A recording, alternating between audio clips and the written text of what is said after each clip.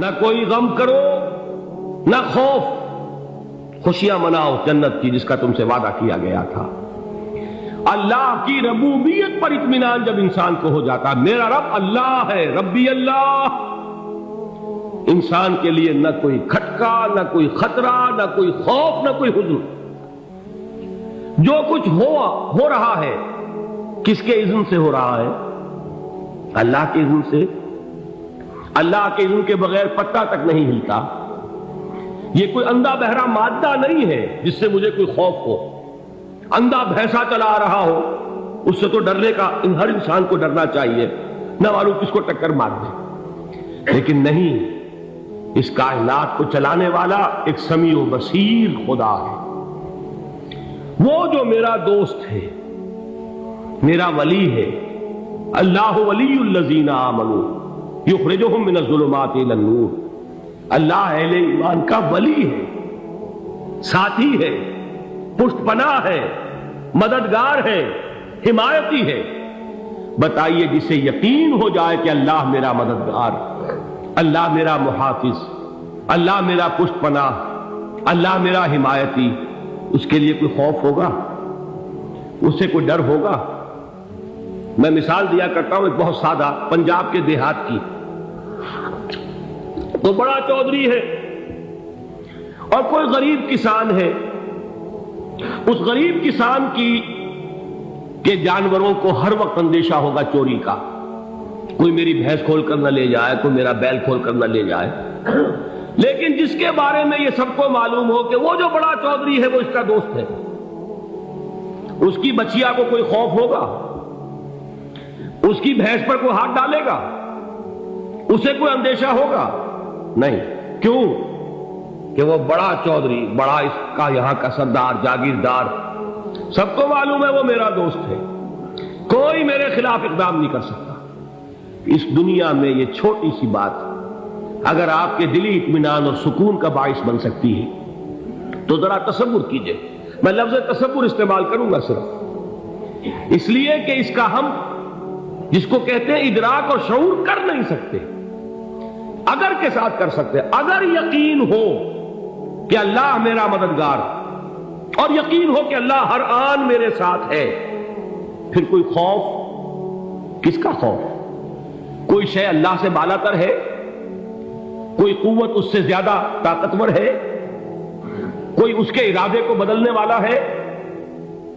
کوئی اس کی مشیت کے آڑے آنے والا ہے؟ یہی بات ہے جو حضور نے فرمائی، یہ ایمان کا حاصل ہے لب لباب،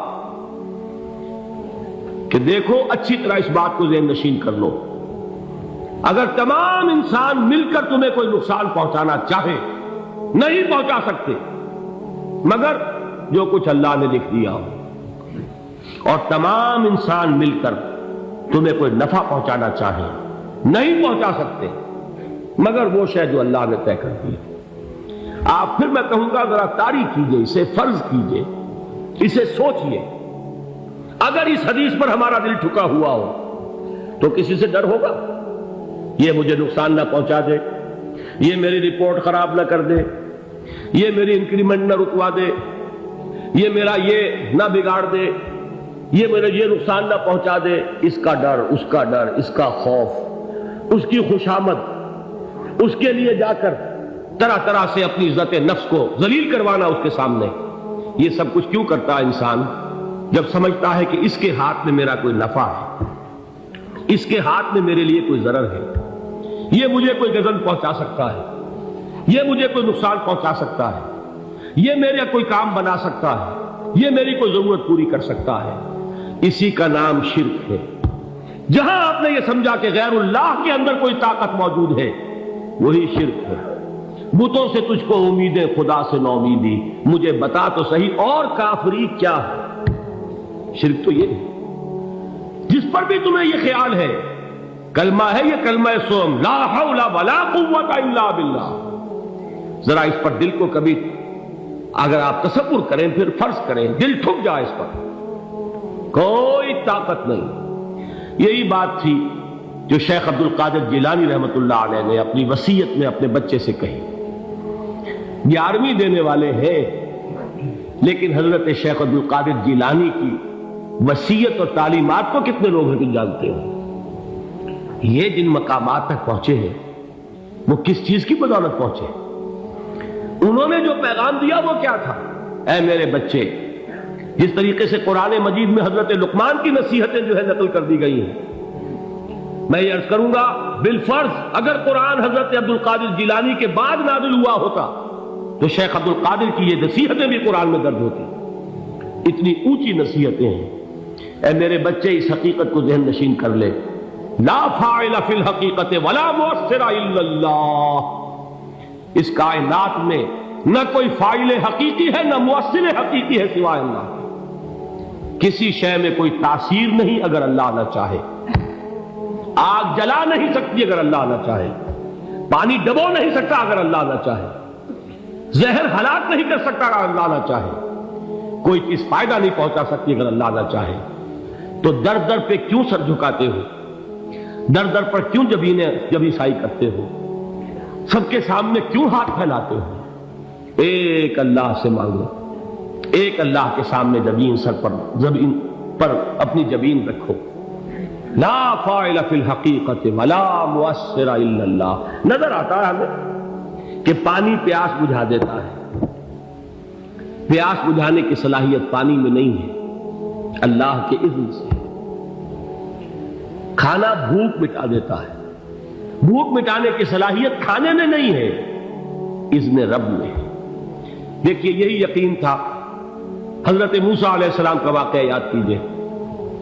سامنے سمندر آ گیا ہے، قوم دیکھتی ہے پیچھے کہ گرد و غبار کا طوفان۔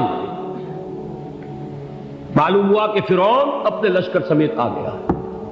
لشکر جب چلتا تھا تیز رفتاری کے ساتھ تو گرد و غبار کا جو طوفان اٹھتا تھا اس کا تصور کیجیے، اور لمحہ بلمحہ وہ قریب آ رہا ہے۔ پوری قوم نے کیا کہا؟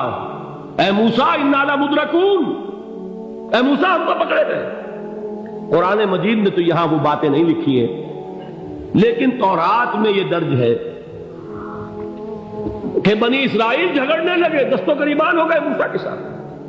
موسیٰ نے یہاں مروایا لا کر، اس سے تو ہم ہی بہتر تھے، وہاں کھانے کو ملتا تھا، زندگی تو تھی، بیگار ہم کر رہے تھے، موت تو نہیں تھی۔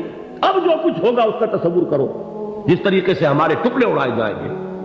تو لڑ رہے ہیں حضرت موسیٰ علیہ السلام سے۔ یہ تورات کی تفصیل ہے، قرآن میں صرف اتنا آیا ہے، پریشان ہو کر انہوں نے کہا انا لمدرکون، موسیٰ ہم کو پکڑے گئے۔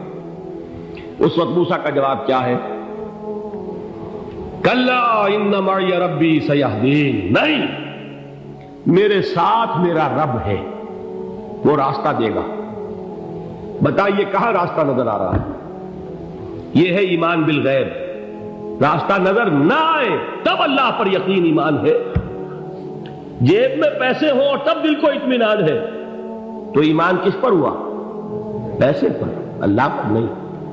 جب وسائل و ذرائع نہ ہو اور پھر یقین ہو کہ اللہ مسبب الاسباب ہے، وہ اسباب کا پابند نہیں ہے، وہ اسباب کا محتاج نہیں ہے، اسباب اس کے محتاج ہے۔ اگر یہ یقین ہے تو اللہ پر ایمان ہے، یہ نہیں ہے تو تمہارا ایمان اسباب پر ہے، وسائل پر ہے، ذرائع پر ہے، مادیات پر ہے، اللہ پر نہیں۔ اس وقت کہاں راستہ تھا؟ کوئی راستہ تھا؟ سمندر ہے اور ادھر سے لشکر آ گیا ہے۔ کلا ان معی ربی سیہدین۔ اب دیکھیے ایمان کہہ دینا آسان ہے، ہوا معکم اینما کنتم، جہاں کہیں بھی تم ہوتے ہو اللہ تمہارے ساتھ ہوتا ہے، لیکن اس کا یقین قائم ہو جائے تو زمین و آسمان کا فرق واقع ہو جائے۔ یہی بات ہوئی حضور کے ساتھ۔ غار ہے، چھپے ہوئے ہیں محمد رسول اللہ اور آپ کے وہ یار غار ابو بکر صدیق رضی اللہ تعالی عنہ۔ اقبال نے حضرت ابو بکر کی شان میں چند اشعار کہے صرف، لیکن واقعہ یہ ہے کہ بھاری بھاری نظموں پر اور قصیدوں پر بھاری ہے، طویل ترین نظمیں اور قصیدے ہوں ان پر بھاری ہے۔ ہمتیں ابو بکر کی ہمت جو ہے، کشت ملت را چوں ابر، جیسے بارش سے کھیتی اپجتی ہے، ابو بکر کی ہمت اور عزیمت اس امت کو اسی طرح سینچنے والی ہے۔ ثانیے اسلام و غار و بدر و قبر، وہ دوسرے تھے اسلام میں، دوسرے پہلے کون تھے؟ انا اول المومنین، حضور فرماتے سب سے پہلا ایمان لانے والا میں، دوسرے ابو بکر۔ ویسے ہمارے ہاں یہ چلتا ہے اختلاف، حضرت علی پہلے ہیں کہ حضرت ابو بکر پہلے ہیں، لیکن اس میں بڑی خوبصورت تطبیق قائم کی ہے علماء نے، اور بہت صحیح ہے۔ چار کے بارے میں فیصلہ ہی مت کرو کہ کون پہلے، ان کی ایک عجیب تقسیم کر دی ہے۔ آزاد مردوں میں، بالغ مردوں میں سب سے پہلے ابو بکر، بچوں میں سب سے پہلے علی، خواتین میں سب سے پہلے خدیجہ، اور غلاموں میں سب سے پہلے زید بن حارثہ۔ بڑی پیاری تقسیم ہے، یہ چاروں ہی پہلے ہیں، ہر ایک کے لیے اولیت ہے۔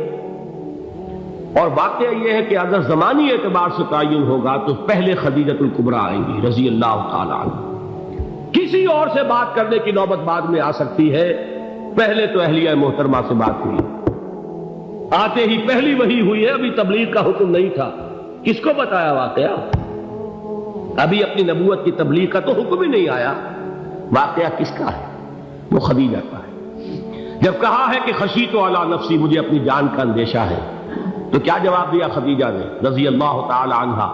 وہ صدیقۃ الکبریٰ ہے، صدیقات جو ہے خواتین ان میں چوٹی پر خدیجۃ الکبریٰ ہے رضی اللہ تعالی عنہا، اور صدیق جو مرد ہیں ان میں صدیق اکبر ہے ابو بکر صدیق رضی اللہ تعالی عنہ، لیکن صدیقات میں چوٹی پر۔ جب حضور نے فرمایا خشیت علی نفسی، کیا فرمایا، کیا عرض کیا، کیسے تسلی دی؟ نہیں نہیں، اللہ آپ کو ضائع نہیں کرے گا، آپ غریبوں کے ہمدرد ہیں، آپ مساکین کے تکالیف رفع کرنے والے ہیں، آپ بیواؤں کی سرپرستی کرتے ہیں، آپ مسافروں کی خدمت کرتے ہیں، اللہ آپ کو ضائع نہیں کرے گا۔ یہ یقین ہے اس خاتون کے اندر۔ خیر وہ ایک علیحدہ بات ہو جائے گی۔ میرے دل پر حضرت خدیجہ رضی اللہ تعالیٰ عنہ کی شخصیت کا بڑا گہرا نقش ہے، جو وہ کوئی اور ہی وقت اور موقع ہوا تو بیان ہوگا۔ بہرحال اقبال نے ایک مصرے میں جو چار اولیتیں جمع کر دی ہیں، ہمتیں او کشت امت را چو ابر، ثانی اسلام و غار و بدر و قبر۔ اسلام میں حضور کے بعد پہلے کون؟ ابو بکر۔ غار میں حضور کے ساتھ کون؟ ابو بکر۔ بدر کی رات اللہ کا رسول سر سجود، وہ جھاڑ، وہ گھاس پھوس کی جو جھوپڑی بنائی گئی تھی، اور وہاں تلوار ننگی لے کر پہرا دینے والا کون؟ ابو بکر۔ اور اس حجرہ عائشہ میں محمد کے بعد سب سے پہلے دفن ہونے والا کون؟ ابو بکر رضی اللہ تعالی عنہ صلی اللہ علیہ وسلم۔ وہ جو معاملہ میں سنا رہا تھا غار ثور کا، حضرت ابو بکر بھی حضور کے خیال سے لرز گئے ہیں۔ آپ کو یاد ہوگا کہ جا کر پہلے تمام جتنے سوراخ تھے انہیں بند کیا ہے، ایک سوراخ رہ گیا تھا جس کو بند کرنے کے لیے کوئی کپڑا نہیں تھا، وہاں اپنی ایڑی رکھی ہے، تب کہا ہے حضور سے تشریف لائیے، اور اپنے زانو پر حضور کو لٹایا ہے، اور وہاں کسی موذی جانور نے کاٹا ہے، حضور کی آنکھ لگ گئی تھی، اس وقت اس بل کے اندر جو بھی بچھو ہے کیا ہے واللہ عالم، اس نے کاٹا ہے، اس کی تکلیف کی وجہ سے ابو بکر کی آنکھوں سے آنسو ٹپک گئے، حضور کے چہرے مبارک پر پڑے ہیں، تو حضور جاگے ہیں، معاملہ کیا ہے؟ ایڑی نہیں ہٹائی وہاں سے، مبادا وہ جانور وہاں سے نکل کر محمد الرسول اللہ کو کوئی گزن پہنچا دے، ابو بکر کی ایڑی ہے، جس طرح چاہے کھا لے، ختم کر دے، جان نکل جائے تب کوئی آنچ آئے، محمد پر تو آئے، لیکن جیتے جی نہیں۔ وہ ہے ابو بکر۔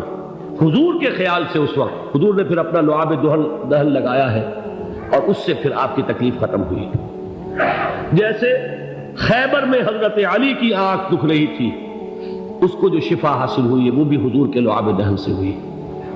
تو بہرحال اس وقت انہوں نے کہا ہے کہ اے نبی یا رسول اللہ، اگر اس وقت ان میں سے کسی نے غیر ارادی طور پر بھی اپنے قدموں کی طرف جھانک لیا تو پکڑے جائیں گے۔